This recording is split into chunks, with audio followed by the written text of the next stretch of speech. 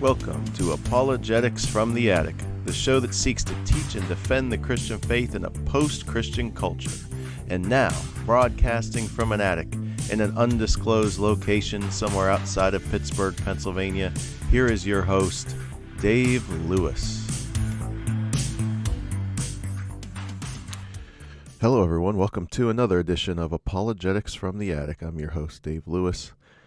And today, I want to talk about what's been going on in our society and just give you some of my opinions about what I see going on and try to lay it in the grid of a biblical perspective.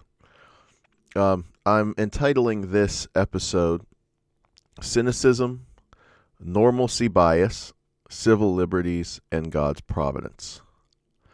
Because I think there's a confluence of things, a perfect storm of things that are coming together in our society because of the coronavirus pandemic that I think are very interesting. And I think we can't forget that we need to see God's hand in these things. Now, part of the problem is that early on, and if you remember, I did an episode about this, you can go back. I think I entitled it, Pastor, Are You Ready for What Might Come? And I was basing it off of the New York Times article, which made a lot of hay, and I think that this New York Times article really set the stage for a lot of people to panic and to think that this thing was going to get crazy. There was an editorial in the New York Times that said, according to models, there could the best case scenario would be 1.1 million deaths in the United States from coronavirus. Now, the article clearly says that that's without any measures taken that many people could die. In other words, just let people wander freely. Don't cancel mass sporting events. Don't cancel mass events. Don't cancel schools. Don't make people stay at home. Don't shut down businesses.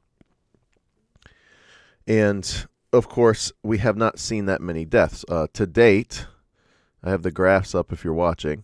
We have 34,846 confirmed deaths, 3,900 probable deaths. We'll talk about that in a moment. So much, much lower. Now, the argument is either, well, the models were so radically wrong that they can't even be trusted, and going off of these models is the stupidest thing we can do. And then I'm entitling it Cynicism. I'll explain what cynicism is in a minute, but basically cynicism saying, well, this is all a government agenda and a cover-up in the first place. This is government control.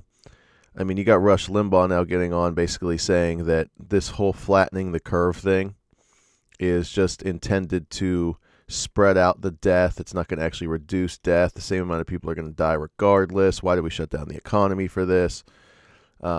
Questioning all of that. Of course, there's protests starting in the United States saying reopen the economy now. So there's a lot of things swirling around. There's a lot of choices being made. There's a lot of things in the human heart and mind coming out. There's a lot of opinions coming out. There's a lot of people getting angry. There's a lot of people jumping on different facts and pieces of information. And I'm like anyone else listening. Do I know what to believe? No. Am I trying to think through this rationally? Yes, I'm trying as hard as I can. As someone who grew up in the milieu and context of everything's emotional, everything is an emotional reaction, instead of trying to take a deep breath and look at the facts. Because people that I normally would have trusted in the political sphere and in the Christian sphere to help me think through this, I don't trust anymore.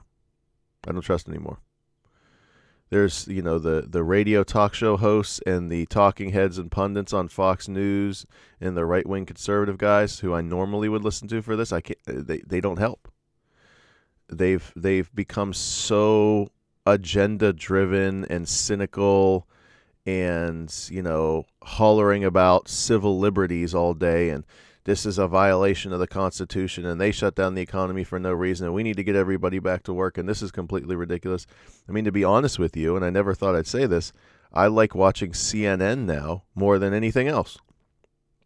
CNN, believe it or not, I think has more factually based stuff, and the hosts actually ask the questions to the guests that I want answered. Fox News is just still being a propaganda tool for Trump and the Republican Party. And Trump's handling this right, and the media hates Trump, and that's all they want to talk about. I mean, there's some hard news programs on Fox, but it's really harder to sift through. Dave, there you go. Whatever. I mean, I'm at the point now where I don't really care what people think. I'm just giving you how I see it. So let's start here. Let's start with facts, because the projections were wrong if you think that the social distancing and shutdown orders made no difference. Okay. But that's what people don't know. Now so were the projections that said 1.1 million people will die wrong? They just flat out wrong. Of course, these models are always wrong because you're putting in data and you're trying to predict the future.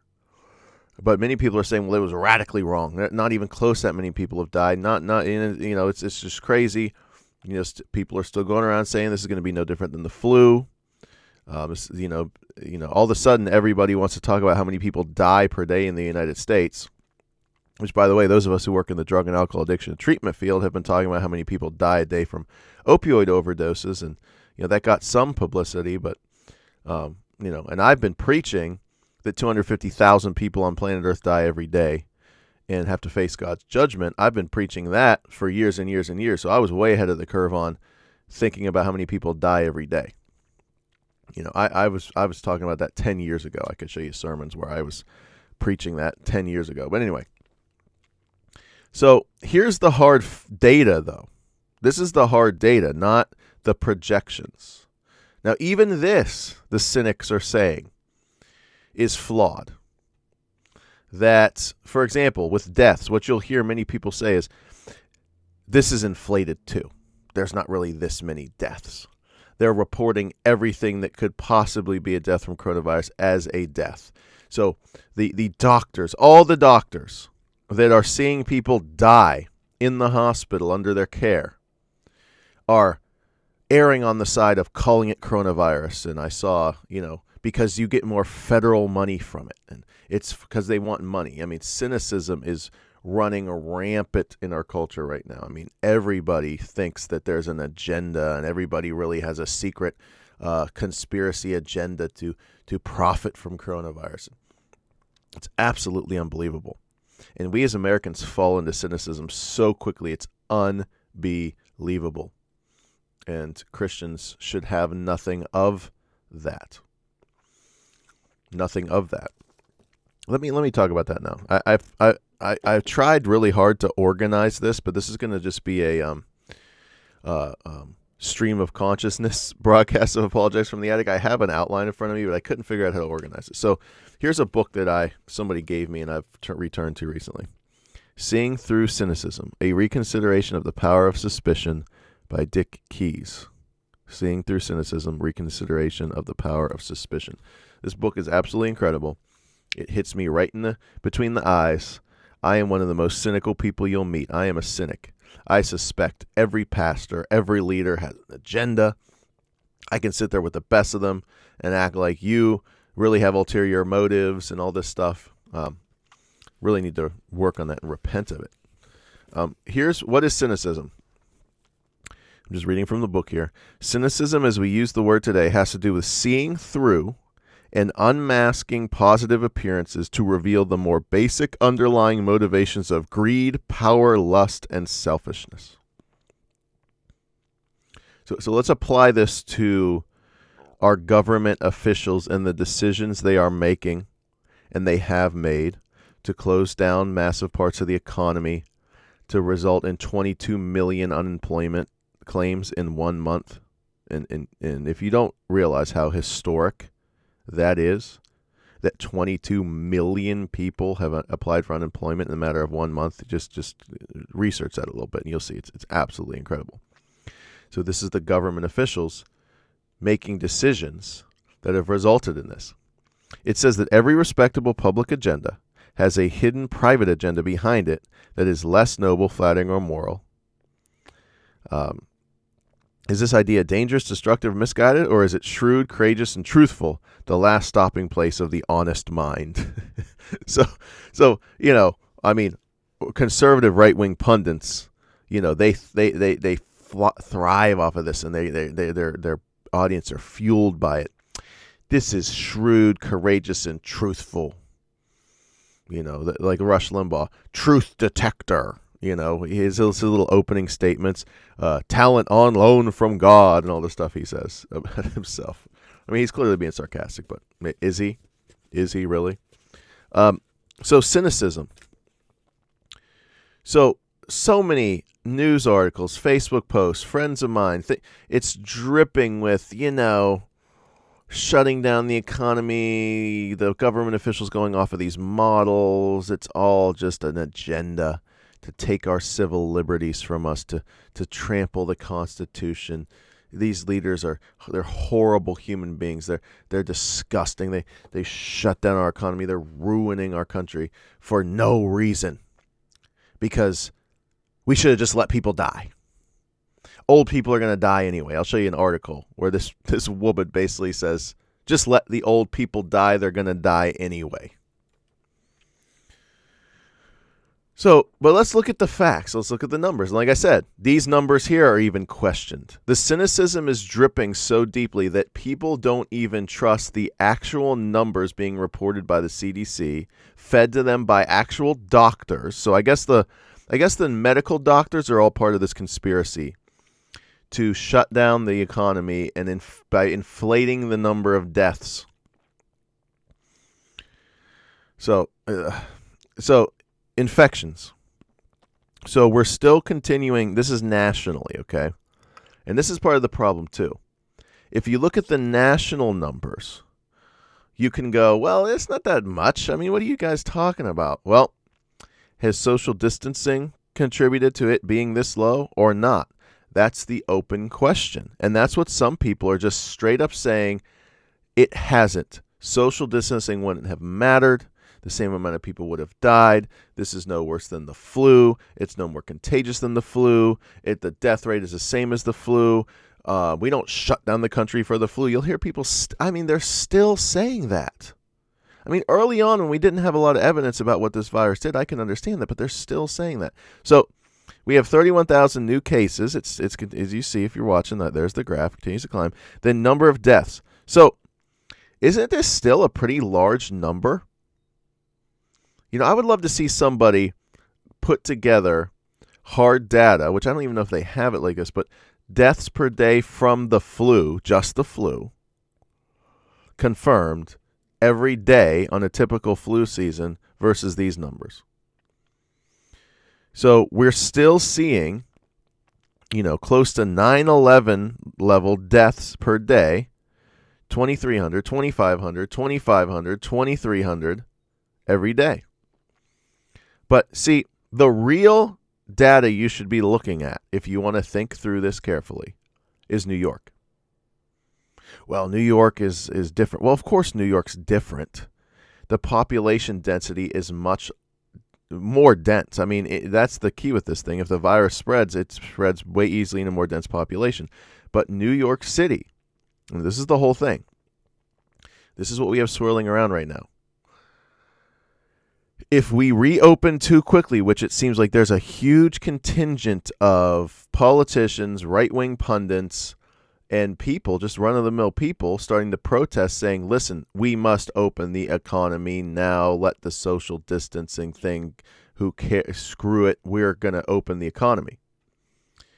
Well, if every major metropolitan area in the United States has numbers even half of what New York is dealing with, that will cause, this will make what we're going through now look like child's play. Not because of a projection that I'm looking at that the New York Times reports on. No, because of the hard numbers of New York City. Well, these numbers, see cynicism right away. Well, these numbers are overreported too. Didn't you see it reported that they're inflating the numbers, that they're saying probable cases? Yeah. Look at the stat. probable deaths, and there's an asterisk, and and it tells you what the probable deaths are. And that was asked in a press conference in New York City, in New York State, and Governor Cuomo's doctor, who's on the panel with him, said, "We clearly said these are probable cases; they are not confirmed." That was misreported in the media as if that 3,000 additional deaths was added to the confirmed. It was clearly set aside. Now, so confirmed deaths in New York City. Look at this chart if you're watching. 700 a day, 779, 800, 777, 763, 758, 671, 786, 752, 606. I mean, daily. Can you imagine living in a major metropolitan area and even having half of that every day coming out of your hospital system? Now, apparently the hospital system is still able to handle it. There's enough ventilators, there's enough beds, and that's the big, that was a waste of resources and time. Well, I guess it's better to be overprepared than underprepared. But look how many people are dying. And once again, what I say to people is, every flu season, right? That's what we see. New York City every year. 700 elderly being taken out in body bags. Yeah. Mm-hmm. Yeah, that's every flu season, right? I mean, get a grip. I mean, I'm sorry. Get a grip. That's what happens every flu season. And there's people who will say, you are parroting government propaganda. This is not really what's going on. I mean, InfoWars is gaining so many audience members right now. Alex Jones, who specialize. You want to see the spin machine? You want to see how to take this stuff and spin it into a government conspiracy? Go check out Alex Jones. I mean, he is a master at it. Cynicism. You want to see the chief cynic? It's him. Now, look at cases per day. Still. Now, this is the thing. Well, that's starting to level out, because if you go down here, and this is, cases per day. Now, this is what matters. Deaths, actual deaths matter, and then hospitalizations matter. So what are we? Here's the curve they're trying to flatten. This is really what the curve is intended to deal with, is can the system handle the number of hospitalizations? So we still have, a lot of hospital. I can't read that. I cannot read that. Let me see if I can zoom in on that, because I cannot read that number.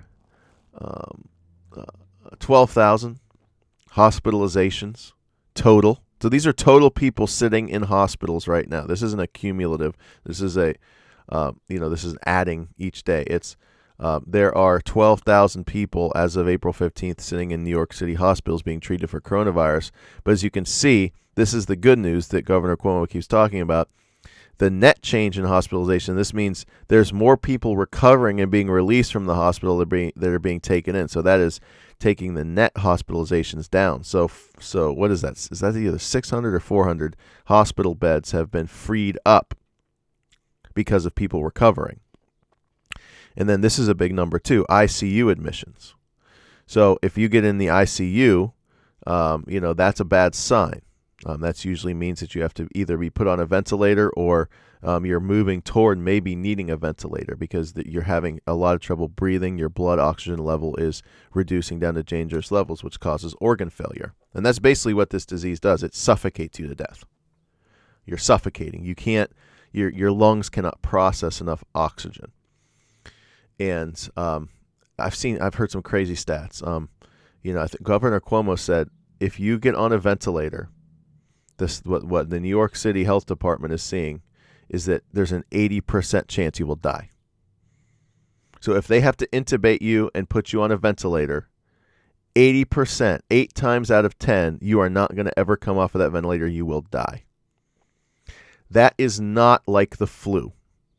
I'm sorry. The flu does not do that. The flu does not have that much lethality as it advances. It just doesn't. It simply doesn't. If you think it does, you're just wrong. You're just wrong. Okay? And I would challenge some of you that are listening to this. Watch CNN for a day. Just please. Turn off Fox News. Turn off Rush Limbaugh. Turn off all these people. Turn off Hannity.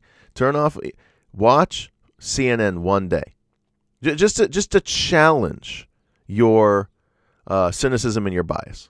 Because many of you can't. I mean, many of you, your cynicism is so thick. You would watch CNN for 10 minutes and freak out and have to change the channel and just be like, I can't do it. This is so horrible. What does that say about you? And your ability to take in facts. I mean, from across the spectrum. I mean, this is really challenging our ability to take in facts. Now, everything I said could have just been on a political talk show, okay? And I don't want this to be Apologetics from the Attic political talk show. This is a Christian apologetics ministry, so I want to get into scriptures, and then I want to apply these things, okay? So how do we as Christians interpret what is going on with the decisions that are being made and the things that are happening? Because there are government elected leaders, business people, and then individual Americans who are making decisions like, I'm not going to wear a mask in public because that's ridiculous. This is government tyranny. You have political leaders saying, here's when we should reopen the government. You have Donald Trump, of course, being Donald Trump, exaggerating half the things he says. Oh, we have the best testing, the best this, the best that, the best, everything's the best. And that was an endearing quality of Donald Trump until something like this happened. Now I'm just sick and tired of it, to be honest with you. I voted for Trump, but I'm sick and tired of his leadership at this point. I mean, it's just horrendous. It just really is. I mean, I'm sorry. He's the worst person to have as a leader in this type of situation. The way he just goes on. Now, I'm hoping and praying behind the scenes, his advisors and the people he surrounds himself with, there's a little more of an intelligent conversation going on. But when they come out in public before the press, it's just like, oh my gosh. Can we let the doctor speak? And then the cynicism, slouchy, Savage Michael Savage is the one that's best about giving people nicknames. Slouchy and the scarf. That's what Limbaugh, I think, started that one. Oh, we got to listen to the scarf and, mocking the doctors that are on the coronavirus task force under Trump. Just mocking them, mocking the woman, mocking the guy. They're horrible. They're horrible human beings. I mean, the amount of vitriol and cynicism and attacks, personal attacks that you get in this country for stepping out in public and trying to do a public service is absolutely epic. It's absolutely epic. Now, where does all this come from? Who is on the throne? Who is in control? Whose providence is the outworking of all these things? God. God. Now, does anybody know this distinction? I put at the top here, natural versus moral evil. And I put up here, natural or moral evil, ? The spread and death toll of the virus. So how are we to understand this? So classically in Christian theology, evil, suffering, death, has been categorized into two different things, natural evil and moral evil. So in other words, there's suffering inflicted upon us as image bearers made in the image of God. There's suffering inflicted upon us from two sources. Source one, natural evil. So what we're talking about there is earthquakes, hurricanes, natural disasters, viruses. Okay, I think that a virus and mass disease pandemics. Now, what's interesting, right, is we're mixing it because moral evil is evil inflicted on us by the choices of other human beings. Rape, murder, crimes being committed, abuse, hurt from the choices of other people. So other people choose to harm us, other people choose to sin against us, and it brings pain and suffering into our life. That's moral evil. So there's a moral element, and there's judgment that will come, and God will judge people for the choices they make to harm other people. Whereas natural evil, acts of God, as the insurance companies would call them, this isn't necessarily brought on by people's choices. It's a naturally occurring, so to speak, event. So what's interesting is even the coronavirus, the big thing is, well, this is China's fault. It was either a weaponized virus that they were going to release for biowarfare. Eventually they were researching and it got out accidentally, or it was just research in a lab. Initially they were saying it was transmitted from an animal to a human, and now people are doubting that. Or that's interesting to look at that, because even the major news, mainstream news, report that was only a right-wing thing at first, that this was from a lab. Alex Jones was saying that very, very early on, like in mid-March he was saying that. And now there's reporting saying, yes, it is from a lab, and et cetera, et cetera. Now, I want to do a Bible study, then I want to look at two articles and try to I hope I'm making sense to some people. I hope you're tracking with me. I'm kind of doing, like I said, stream of consciousness. This is Dave Lewis, stream of consciousness with this. But let's do a Bible study and just understand, because here's what I see happening, and I want to try to show it. I think that what's going on in our country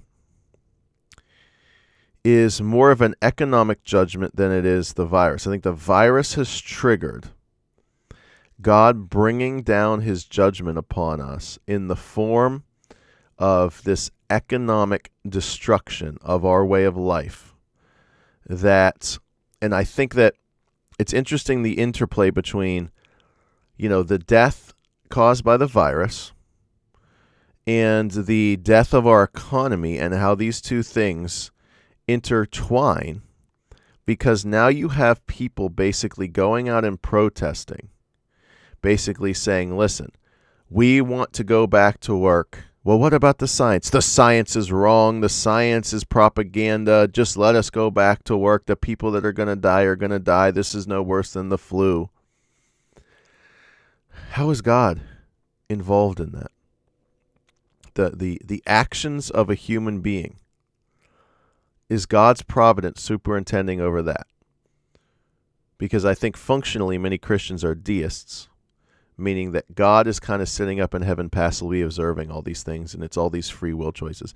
If you believe that, how can you escape anxiety right now? If you think that God's up in heaven not wanting any of this to happen, and all the free will choices of the federal government, the state and local government, is just purely libertarian free will. So all these choices to shut down the economy or when to reopen the economy, all these choices of how to deal with the coronavirus, all these choices, that's all man. God gave man those choices. It's all up to them. God's just in heaven kind of, maybe has a general plan at the end to try to save some people, but at the end of the day, God has nothing to do with these kind of choices. Well, I want to kind of try to show you that he does, and he is. So let's look at some scripture passages here. Our first passage is Genesis 45. So I want to show you let's just walk through some of these texts. So this is the story of Joseph. And this is Joseph. Remember what happened to Joseph. His brothers turned against him because they were jealous of him.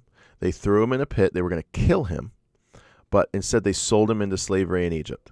And there's this whole process of where Joseph is humbled by God, and he's put through all kinds of trials and tribulations while he's in Egypt, but he's eventually exalted to the second in command of all of Egypt. And then Joseph's brothers come to him because there's a great famine in the land, and Joseph reveals himself to his brothers because they don't recognize who he is, and then he reveals to them, I am Joseph. So let's look at this, Genesis 45:1. Then Joseph could not control himself before all those who stood by him. He cried, make everyone go out for me. So no one stayed with him when Joseph made himself known. And he wept aloud, so that the Egyptians heard it, and the household of Pharaoh heard it. So Joseph is weeping aloud because he's revealing himself to his brothers. And Joseph said to his brothers, I am Joseph. Is my father still alive? But his brothers could not answer him, for they were dismayed at his presence. So Joseph said to his brothers, come near to me, please. And they came near. And he said, I am your brother Joseph, whom you sold into Egypt. Now listen to what Joseph says. Listen to the inspired and inerrant word of God explaining to us the worldview we should have, which Joseph is articulating to us by the Spirit of God. And Moses is recording it by the Spirit of God. So Joseph said to his brothers, come near to me, please. And they came near. He said, I am your brother Joseph. And do not now be distressed or angry with yourselves because you sold me here. For God sent me before you to preserve life. So did you just hear that? So the brothers made their choices, right? Their jealousy, their anger, their pride, that was from their heart. And that was motivating their choices. And they chose. But for Joseph, the agent, the one acting, the one who was behind the scenes in his providence is God. God sent me before you. For the famine has been in the land 2 years, and there are yet 5 years in which there will be neither plowing nor harvest. And God sent me before you to preserve you for your remnant and to keep alive. So it was not you who sent me here, but God. dripping Joseph is with the providence of God. Yes, the human brothers had their choices that they made, but who was superintending those choices? Who was using those choices for his glory, for his purposes? God. So when you see the government officials making decisions, when you see the governors of the states and the federal government and the local leaders making decisions that you feel are oppressive and wrong, listen, God is behind that according to Genesis 45. God is behind the decision, just as the decisions that the brothers made that were horrific to Joseph.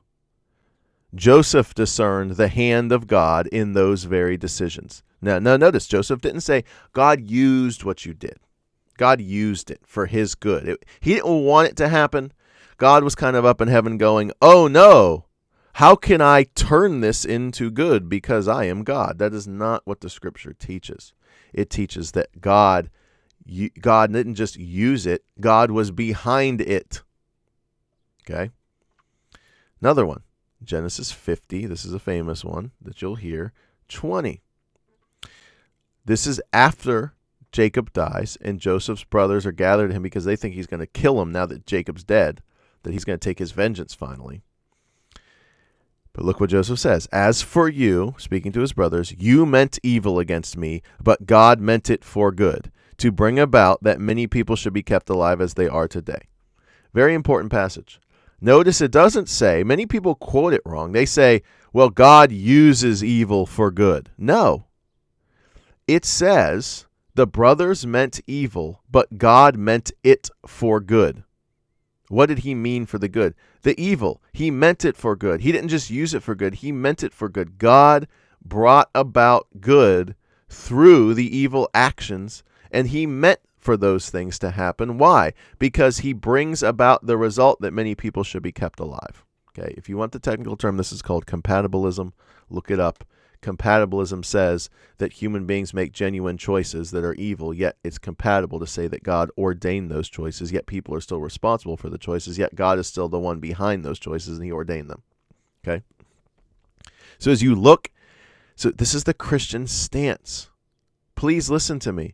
When you see this coronavirus response, when you see what's going on, try to bring your cynicism under control with a healthy biblical doctrine of God's providence over the choices that human beings make. Okay? That's what we need right now. We need the eyes of Joseph who can discern, even if you think the actions are evil, even if you think that people are trampling civil liberties, and this is the beginning of a 1984 style surveillance state, and here we go. Who's behind that? Who's ordained that? Please, my Calvinistic Reformed brethren. You know, you go on rants about this is like 1984 and we have mass surveillance going on. Is that God? Is this part of God's ordained plan, or do we throw all that out the window because we want to wrap ourselves in the Constitution and act like we are so American? Americans first, Christians second. Isn't God sovereign? Hasn't God ordained what's going on or not? I guess in this instance, we don't connect those two. I guess not. Okay, Bible study continues. Joshua 11:20. Now, I want you to see something. Joshua 11:20. Okay? So, this is what I'm worried about. But once again, if this is what happens, I believe this is one way to interpret it from a biblical perspective. If, in fact, protests start to erupt across our land, and people in every major city, it catches like wildfire, and they start to go out and protest, and they start to go out and demand that they be allowed to go back to work. They start to demand that things be opened back up. They start to demand that sporting events be allowed again. They start to demand all these type of things, that bars and clubs and casinos be opened again for business, and liquor stores. They start to mass civil disobedience starts to happen. And what that ends up doing is turning every major metropolitan area in the United States into a mini New York City when it comes to coronavirus. Do you understand that if every major metropolitan area even had a couple hundred deaths a day, you'd be looking at 10, 20,000 deaths a day, every day for the foreseeable future, and maybe that 1.1 million figure is not too far off. If that in fact happens, this is what I think is happening. And this could be how God brings about his judgment. It's interesting. It could be that the American reaction to the choices of the governors could in fact be that which God uses to bring about his judgment.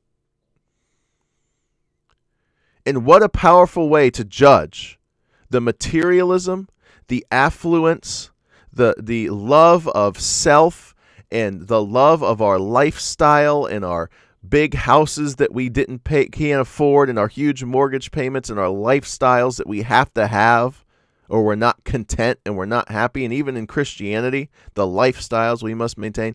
What a way for God to bring judgment upon that if he does it this way. So this is in the book of Joshua, chapter 11, verse 20, where the Israelites are in the promised land and they are doing their military conquests and they're having victories. They're going in and they're taking over the promised land, and they're doing as God prophesied they would. They are taking over all the Amalekites and the Jebusites and all the ites. They're taking them out. But if you look at this text, okay,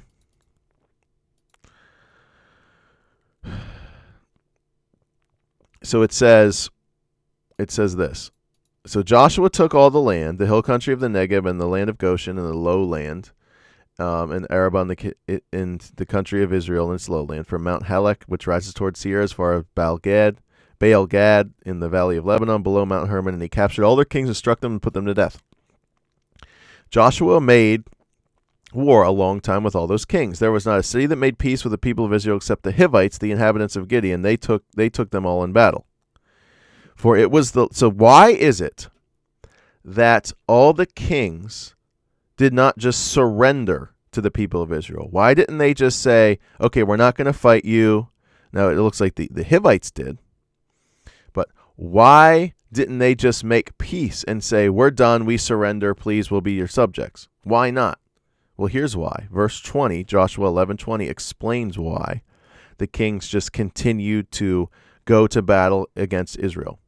For it was the Lord's doing to harden their hearts, that they should come against Israel in battle, in order that they should be devoted to destruction and should receive no mercy but be destroyed, just as the Lord commanded Moses. So, what is behind the stubbornness of these kings in the promised land, where they knew they were going to lose in battle? They heard the stories about how God would bring miraculous death and send angels in and do all kinds of different things to defeat them. Why do they still persist in their battle plans, and they still insist? Why? Because God hardened their hearts, so they should come against Israel in battle. Is God hardening the hearts of massive segments of our country right now in order to bring about further death and destruction? I don't know. I mean, I hope I'm wrong. I hope that if in fact there's mass protests and the governments are then become more worried about rioting and civil unrest than they do about death toll from the virus, that they just relent and they say, you know what? Okay, just go back to work. Okay, we'll reopen the country. And the people get their way. And I hope that the virus doesn't spread then. I hope that we're all wrong and this is just like the flu. But if what many people are saying, many of the scientists and many of the medical people are saying comes true, if that happens and the protesters win because their hearts are hardened and they either don't believe or don't care, and I think the former would be mostly the reason. It's a stubborn refusal to see through their cynicism and just look at the facts. Then every major metropolitan area becomes a mini New York City, and the death toll just skyrockets because people were hardened in their hearts and they wanted to go back to work. So you can be stuck in rush hour, headed down to Pittsburgh to go back to work. Well, you hear on the radio 600 people died in Milwaukee, 500 in Chicago, 600 in New Orleans, 800 in Los Angeles, 500 in Phoenix, 600 in Cleveland. I mean, how many major metropolitan areas are there in this country? All the major cities. Hundreds of deaths because the government lockdown was resisted and successfully overtaken and overturned by the threat of civil disobedience. The governors relented, and now we have mass death. If in fact that happens, how are we as Christians to interpret it? Well, I think these scriptures give us some insight. That God's providence, he will give us over. He will harden our hearts. We will become like the people who were living in the promised land before Israel took it, where they just, with no sense whatsoever, just rushed headlong into destruction. Why? Because the Lord hardened their hearts. Now, here's another one that's always struck me, if you're familiar with this, and this is in 1 Samuel. 1 Samuel chapter 2, verse 25. And this is Eli's sons. And if you know the story, read the story. Eli's sons, they are wicked men, and they sleep with the women, and they take the offerings that are supposed to be devoted to God, and they're selfish with them, etc., etc. Where's it at? So he tries to rebuke his sons. Okay. He tries to rebuke his sons. Now Eli was very old, and he kept hearing all that his sons were doing to Israel, and how they lay with the women who were serving at the entrances of the tent of meeting. And he said to them, "Why do you do such things? For I hear of your evil dealings from all the people. No, my sons, it's not a good report that I hear from the people of the Lord spreading abroad. If someone sins against a man, God will mediate for him. But if someone sins against the Lord, who can intercede for him?" Okay, so so he's pleading with his sons. What you're doing is evil. You need to repent. You need to stop. Verse 25. But they would not listen to the voice of their father. So they did not listen. They wouldn't listen to him. They rebelled against their father. Their father's trying to rebuke them, correct their behavior, and they won't listen to him. They're stubbornly rebelling against him. Why? Here's what the text says. For it was the will of the Lord to put them to death. For it was the will of the Lord to put them to death. For, that's the connecting word, explanation of why they would not listen to the voice of their father, because it was the will of the Lord to put them to death. So from a biblical perspective, sometimes when people rebel against authority, it's because God's will is to put them to death. Is that what's happening in our country? Because you understand we're at a crossroads. You have the doctors and the experts telling us, you better do this in a very careful way, opening this country back up, because if you're not careful about it, there will be a second wave of infections that will make this first wave look like child's play. No. That's control, that are taking our civil liberties. This is just like the flu. They're all lying to us. They're all a bunch of liars. Okay? If your heart is being hardened in that way and it's causing you to make these decisions, how much evidence is this in the judgment of God upon our country? Let's ask the question. This could be the form of God's judgment. This could be the form of God's judgment. Proverbs 16:9. Let's just look at a couple of these because, what is my time? I don't want to go over an hour. 45 minutes. We could call this episode ranting and raving with Dave on Apologetics from the Attic. Let's look at a couple texts here. Proverbs, just remind us some of these things if you forget these texts and you're reformed. Even if you're not, these are just biblical texts. The heart of man plans his way, but the Lord establishes his steps. So right now, we're really focused on the heart of man plans his way. What are the plans? What are the plans from Trump and his team? What are the plans from all the governors? What are the plans to reopen the country? Plans. Dealing with coronavirus. Plans. Yeah, there's a lot of plans being made by people. But what's the scripture tell us? The Lord establishes the steps. The Lord establishes his steps.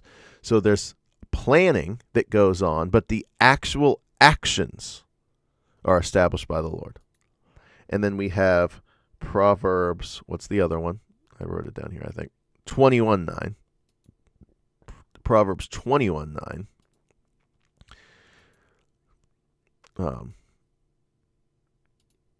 Or 21:1. The king's heart is a stream of water in the hands of the Lord. He turns it wherever he will. So let's just remember that. All these people in authority, the Lord turns their heart wherever he wants. And, just real briefly, at Teen Challenge where I work, the bottom of the driveway is all messed up with, as far as when it rains, because they put a gas pipeline across our driveway. I don't want to get into all the details, but basically it messed up the drainage. So last year there was a huge downpour and it started washing away the bottom part of our driveway because we had to go down there with shovels and dig out the ditches and redirect the water. So you know how difficult that was? And it was just a small stream. I mean, it wasn't some raging river or some raging creek. It was a small stream, although to us it was big because it was hard. It took 5 or 6 of us with shovels digging and redirecting that water to go where we wanted it to go, and it was a lot of effort. And the Lord does that. The Lord does that. That's what he does. So he directs that wherever he pleases to direct it. Isaiah 10:5. Isaiah 10:5. God clearly says, okay, so he sends Assyria, he sends the Babylonians, a military conquest to come against the Israelites. And Isaiah and Jeremiah clearly point out this is the judgment of God. And here's what they say. Assyria, the rod of my anger. The staff in their hands is my fury. Do you even understand? God is saying that this army is going to come and destroy you, and that's my anger and my fury. Against a godless nation, I send him, and against the people of my wrath, I command him, to take spoil and seize plunder, to tread them down like the mire of the streets. So a military invasion is interpreted by the prophet and by the word of God as the act of God himself. But then it says, but he does not so intend, his heart does not so think, but it is in his heart to destroy and to cut off nations. For he says, are not my commanders all kings? Da, da, da, da, da. And then it says, basically, God will judge the people of Assyria for their arrogance, even though, so when it says, when the Lord has finished all his work on Mount Zion and Jerusalem, he will punish the speech of the arrogant heart of the king of Syria and the boastful look of his eyes. This is compatibilism. So the Assyrians have their own agenda, their own motives that are evil, that are godless. Yet God is saying their actions they're taking that are motivated by that, I am behind it, and I am accomplishing my purposes through their wicked purposes.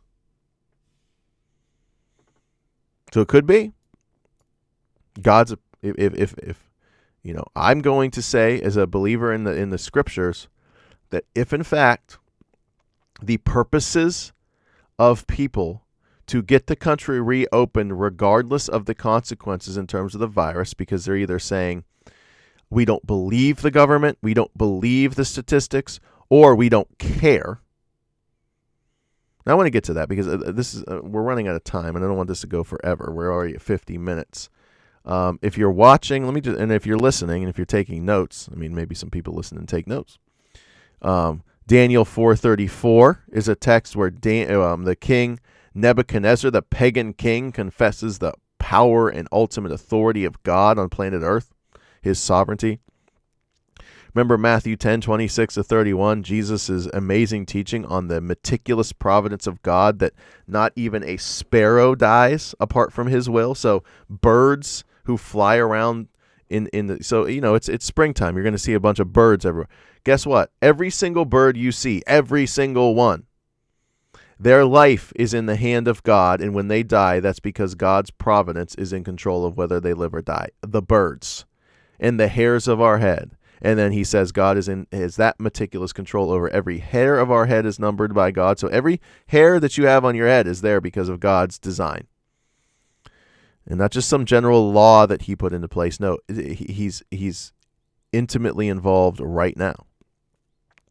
Romans 8:28, for we know that all things work together for good for those who love God and are called according to his purpose. And that's set in the context of the corrupted, groaning creation. And then Ephesians 1:11. He works all things after the counsel of his will. So I want to look at a couple articles and then we can conclude. Because the other thing I called this is normalcy bias, cynicism, civil liberties, and God's providence. So here's an article that was sent to me from the Washington Times, Cheryl K. Chumley, April 14, 2020. Now I want you to listen to this.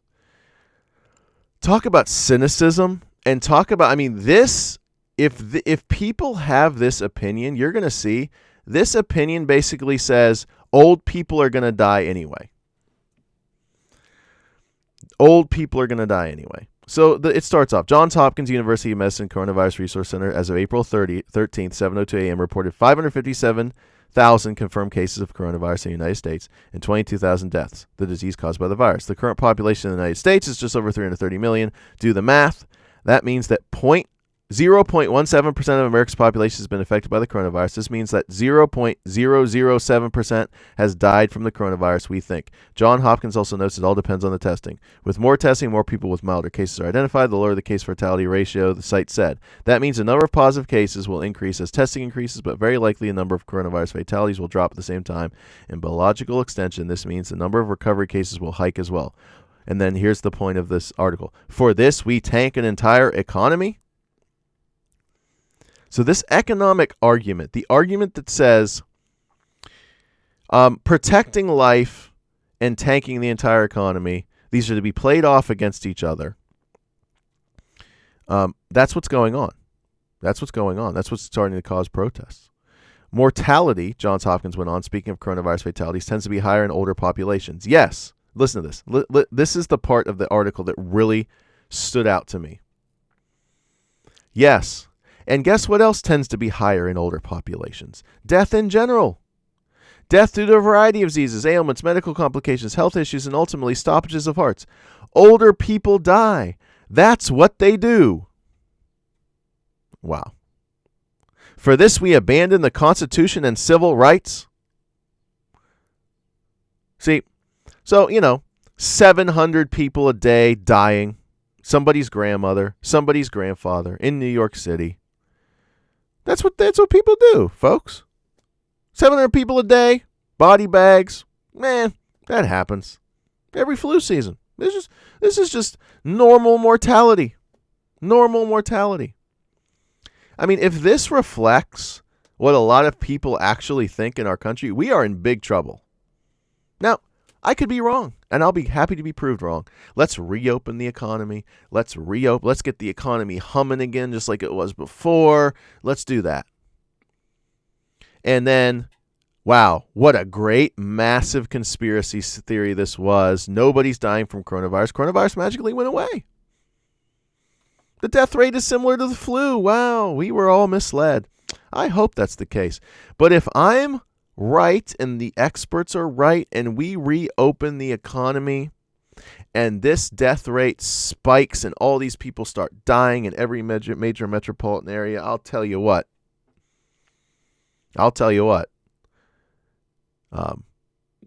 Those people will have egg on their face. Or will they? Or will they still just say the government's still lying to you because they want to put you under a surveillance state and take away your civil rights and they want to close the churches? Well, I think dead bodies in front of you, I hope that would get your attention. I think for most people it would. Do we have to get that to that point? For God, maybe this is where God's providence is leading us. Maybe we're like Eli's sons. Maybe we are like the kings in Canaan, that God's hardening our hearts to bring about the result that more people die. Just trying to discern God's hand in this and how God's judgment is unfolding in this situation. The number on coronavirus are ridiculously low. The justification for shutting businesses, closing schools, mandating social distancing, shuttering churches and congregations, arresting pastors and parkgoers and people who stand too close to others. The justification for all this is to keep coronavirus numbers low, to keep Americans safe and healthy and free of sickness and death. Specifically 0.17 and 0.007. No, this is horrible. This is the thinking. This is the thinking. Okay? So, taking the statistic of how many people have been infected so far and saying this is just this person, and then saying, oh, well, it's only affecting this much, and we're doing all this social distancing, shuttering churches and arresting people. And by the way, that rarely happens. Okay? Those things get reported by the media who has an agenda. Okay? Are pastors being arrested en masse across the country? No, they're not. But look, we can narrow and focus on any health ailment. Okay, and here's where the false equivocation between the flu and other ailments and coronavirus comes in. Okay. But look, we can narrow in and focus on any health ailment, cover it ad nauseum in the media, throw up real-time figures on the TV screen to keep people in their panic toes, roll out the health experts to give their best medical advisements on how to avert a sickness, with the pressure on them for it to come up with the new and better advisements as each day of nonstop reporting and media-fueled panic flows forth and justify in quotation marks, national stay-at-home orders and widespread closure of, well, everything. We could do it, say, for the flu. The Centers for Disease Control and Prevention estimates from October 2019 to April 4, 2020, there are 39,056 million flu illnesses, between 18 million and 26 million medical visits, 740,000 hospitalizations, and 24,000 to 62,000 deaths due to flu. Yes, which were evenly spaced out between that time period. The lethality is not even close to the same. I'm so sick and tired of people quoting these stats as if it's even comparable. It's not. Hospitalization rate, much higher. Death rate, much higher. Need for a ventilator, much higher. It's just a fact, okay? The CDC says it doesn't know the exact number of people who have been sick and affected by influenza because influenza is not reportable. But if we go to coronavirus standards, so what? After all, the coronavirus models aren't giving us factual numbers. Neither, in some cases, are doctors and hospitals. Oh, so there's the cynicism. Doctors and hospitals are colluding. They're not giving us factual numbers either. Doctors are just guessing. Yeah, doctors say, that's probably coronavirus. I mean, that's probably, all these doctors in New York City, right? Yes, probably. Let me participate in the grand conspiracy to inflate the numbers of coronavirus deaths. Mm-hmm. Okay, I can't even read this anymore. If you want to read it, it's on the Washington Times. This is just one example, and what I'm trying to apply is the same way that Eli's sons, and the same way that the people in Canaan, the kings in Canaan, saw the Israelites invading, knew the stories of how the walls of Jericho fell, and all these other kings were destroyed. They continued to justify their insistence that they don't need to surrender to Israel. They can defeat them militarily, and they were destroyed. And what does the Bible say was the source of that stubbornness in the face of the facts that they were going to be destroyed and die at the hand of the Israelites? God hardened their hearts. Could this be the same? Could this be the same? Could this be the judgment of God in the form of hardening our hearts so that this virus wreaks mass death on this country and massively destroys the economy? Because what the experts are telling us, well, that's just a collusion and I'm cynical. Okay. But if what they're saying is true and we reopen the economy in the wrong way, guess what? A lot more people are going to die and the economy is going to become a lot more damaged than it even is right now. So and then I wanted to go over this one. Okay. I'm sure we're almost at an hour. Oh, yeah, we're. So this is Dr. Christopher Komen, and it's an op-ed he wrote in the Tribune Review, Pittsburgh Tribune Review. Normalcy bias hampers fight against COVID-19. And I thought this one was really good. Normalcy bias hampers fight against COVID-19. So I want to read this comment on it, and we can close. This will be our final thing for this episode. He's a family physician with Genesis Medical Associates in McCandless. That's an area in the North Hills of Pittsburgh. A farmer has a pond On day 1, there's 1 lily pad. He knows that they will grow fast and will double every day and completely cover his pond in 30 days. On what day will his pond be 50% covered? On what day will his pond be 1% covered? Surprise. Day 24, 1% coverage. Day 29, 50% coverage. So basically, this is the analogy he works with in this article about a farmer doesn't want lily pads on his pond. And, he thinks he has time to clear them out. But actually, in 5 days, it can go from 1% of his pond covered with lily pads to 50% in 5 days. I'm treating COVID-19 patients. My role has been more of keeping people out of the hospital and preventing the virus from hitting vulnerable high-risk groups. He's a family physician. He's not a hospital physician. But recently, I've been intrigued by some of the psychological factors playing out during our country's pandemic response. As a physician, I'm guided by research and data to do the right things for my patients and most of all to do no harm. I've been baffled by how our country is handling this crisis given its exposure to plenty of research and data. At best, there has been a hodgepodge of decision-making. My emotions urge me to call out all of those who I think are deaf to the health warnings. This extends to our chief executive and goes all the way down to the people that I see in grocery stores not wearing masks. So this man is a MD, is a doctor. Now, if you're a cynic and you're so soaked in cynicism, it's the air you breathe. Well, he's part of the government cabal. This is part of the right. This is a conspiracy. Okay. Could God be calling you to repent of your hardness of heart, maybe? And but he gives an interesting psychological reason as to why people are acting this way. I don't want to believe that people are really that obtuse. So I've been searching for an explanation for the reckless behavior that puts us all at risk for COVID-19 infection. There's a barrier we need to recognize. Psychologists call it normalcy bias.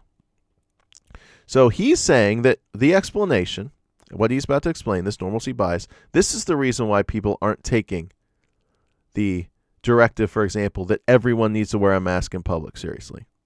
When that directive came out from Governor Wolf here in Pennsylvania, so many people I know were just like, oh, now we have to wear masks? Where is this coming from? Why wasn't this said weeks ago? This is no. This is oppression. This is trampling on civil liberties.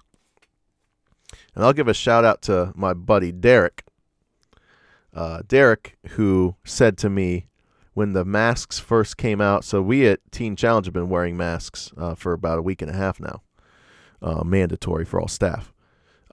He said, this is our sackcloth that we have to wear. So we should start that movement. #masks are sackcloth or something like that. So Christians who wear a mask, that's reminding us of our sin and our depravity. Masks are sackcloth. That was excellent. Anyway, so what is his explanation for why it is that people are not taking the government's calls to social distance, to stay at home, to wear masks seriously? Normalcy bias is the psychological state of denial, the tendency to believe that things will continue to go on the way they have always have. It's how many of us are wired. It's a defense mechanism. Unfortunately, in the face of crisis or impending doom, it denies the majority of us the ability to act effectively. Normalcy bias prevents us from understanding the possibility of or seriousness of a crisis or natural disaster. In essence, people just can't cognitively deal with it.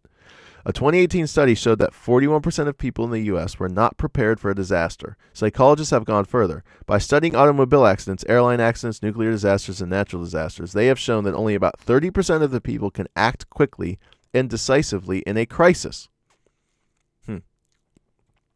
Let's consider the farmer's example above. He doesn't want his pond choked with lily pads. He knows what will inevitably happen if he does nothing. What he may not know is how long it will take to happen. Since it takes 24 days for only 1% of his pond to be covered, he sees no big problem and has had for the past 24 days to reinforce his normalcy bias. By the time he realizes his pond is entirely covered in just 6 days, it's too late. He's overwhelmed. He missed his chance to take care of the problem. Now let's apply the farmer's problem to the coronavirus pandemic. Instead of lily pads, we are now talking about invisible particles that spread through the air and from surfaces. Those particles can hide in someone for up to 2 weeks before it's obvious that they have them. There are countless warnings about the danger of these particles. Unless you are in healthcare, chances are you don't know anyone with COVID-19. Normalcy bias leads us to think there isn't much of a problem.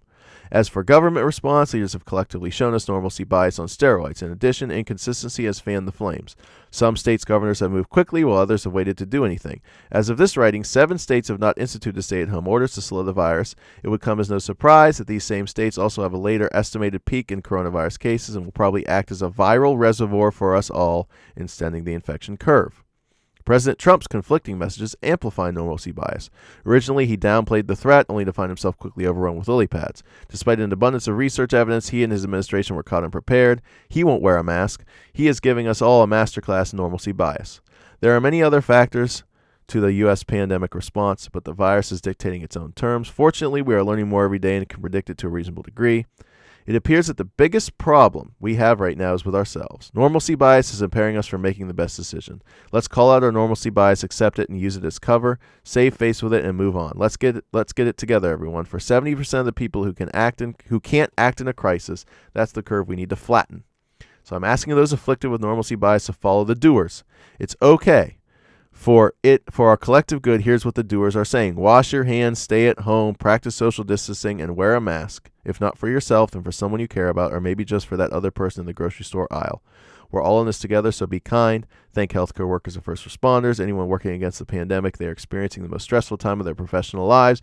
Lastly, thank the people who taught them. They gave us the knowledge to all keep us safe. So that's Dr. Christopher Coman, Normalcy Bias Hampers Fight Against COVID-19. I thought that was an excellent piece. So normalcy bias.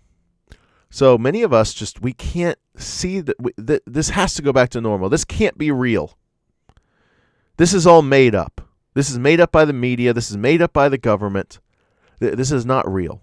This is all anti-Trump. This is all a thing to get Trump to lose the election. And we psychologically convince ourselves that this isn't actually as bad as they say, so we should just go back to normal because we can't cognitively deal with the fact that this is not normal. This is a global pandemic.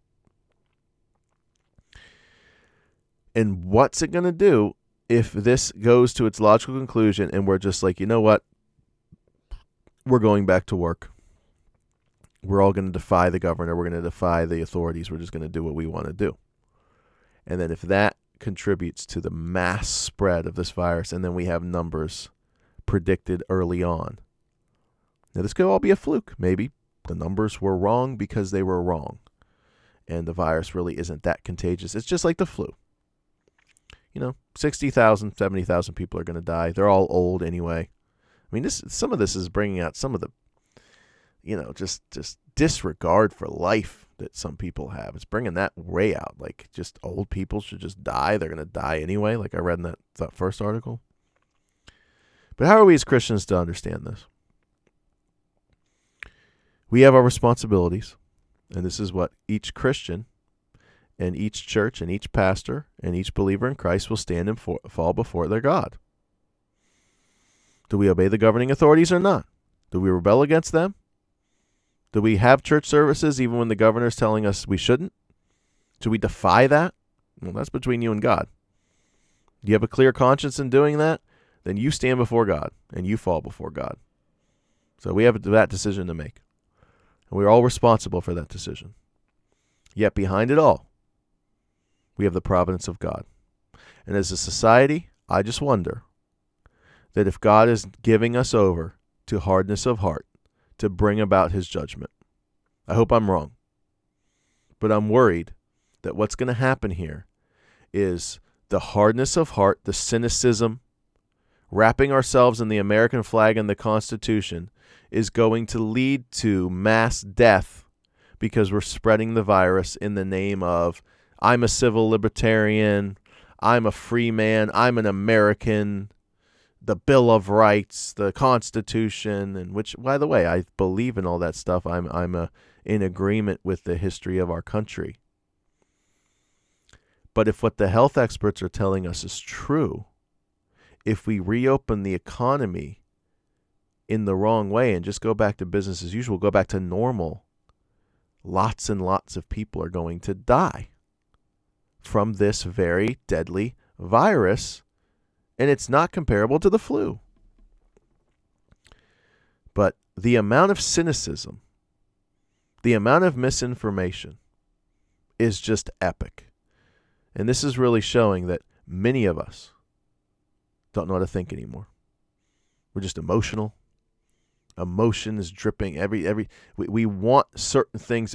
We want this to be made up. We want this to be blown up so we can go back to normal. Because really what's going on is we're worried that we may have to live like the majority of the human race lives, where we are only worried about food, clothing, and shelter and God.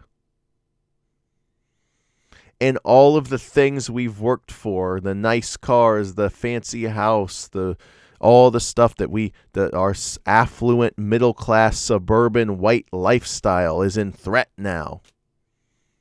And that's why I'm going to ignore the facts. Because really what's coming to the surface is our idolatry. And we are so attached to our idols of materialism and comfort and ease that we will look facts right in the face and we will say, conspiracy, communism, left-wing agendas, 1984, Big Brother, government cover-ups. I mean, tune into Alex Jones, man. You mean just go, if you're already going that way, just go all in and start posting InfoWars links. Just go all in. Just go all in with it. Just go all. Maybe you don't need to go there anymore. All you need to do is turn into Rush. All you need to do is turn into Rush Limbaugh. Rush Limbaugh is the spokesman for this. This is all propaganda from the government. It's all lies. It's all lies. It's to hurt Trump. It really wasn't ever going to get this bad. These projections are wrong. There's no flattening of the curve. The flattening of the curve is a bunch of crap. Just listen to Rush. You'll be amazed at how he's talking now. See, I get caught up in it. Just have to take a deep breath and remember that God's on his throne. And remember that even the sparrows don't fall apart from his will. The hairs of my head are numbered. When he hardens people's hearts, if he even hardens the heart of enough people in our land where they say, you know what? I need to go back to work. I need to make money. I need a job. If a bunch of people die, then that's just a risk I'm willing to take. That's just what's going to happen. Then that's truly, truly God's judgment on this land. Because that's the point we're being pushed to by this virus, is to consider what's more important. The value of human life and the elderly and the susceptible, or my ability to accumulate money and wealth. Now, if it's about, we're worried about having food and shelter, yeah, I mean, that's basic stuff. But is this more about our lifestyle that we're trying to protect? I wonder. And I'm preaching to myself. I mean, this has put me in a place where I don't know what to think. I just know it's pushing me toward eternity, considering my own mortality, my own sin, and that really we live in a sin-cursed, fallen world under the judgment of God. Apart from this whole situation, we're all under the judgment of God. God's curse has fallen upon this planet. There's no satisfaction to be had here. We look to our heavenly home in Christ and the forgiveness of our sins, and we look to the resurrection. And that's what we look forward to. That's what we hope for. That's what we should fix our eyes on, the things that are unseen. This event really has just pushed me to see this world is not my home. This place is not where we should find our satisfaction. God is grating against and ripping down our idols and showing us that we are so attached to the creature. We are so attached to this creation. Our mental health and our life is so attached to how things are going here on planet Earth and how well and comfortable we are. And that frightens many Americans. And it causes them to be desperate and say things and do things that do not match up with the facts. And I think that could be because of the judgment of God. And he's hardening our hearts. I could be wrong. The right-wingers could be right. This is all made up and this is all a government conspiracy. Could be. I think New York City and the actual data coming out of there shows us that I don't think so. And Italy and Spain and the United Kingdom, where we're getting real numbers, by the way. Don't trust Asia to give you real numbers, in China. But, okay, I'm done. Rant done. But let's just pray that we would be able to trust and discern God's providence. God is on his throne. As R.C. Sproul was fond of saying, there's no rogue coronavirus. There's not one single coronavirus that's living right now either in somebody's body or on a surface somewhere that's not there by God's meticulous providence. That comforts me. That comforts me. God's on his throne. He is in control. He's bringing about his purposes for his glory and for my good. Thanks for joining me for this edition of Apologetics from the Attic. God bless.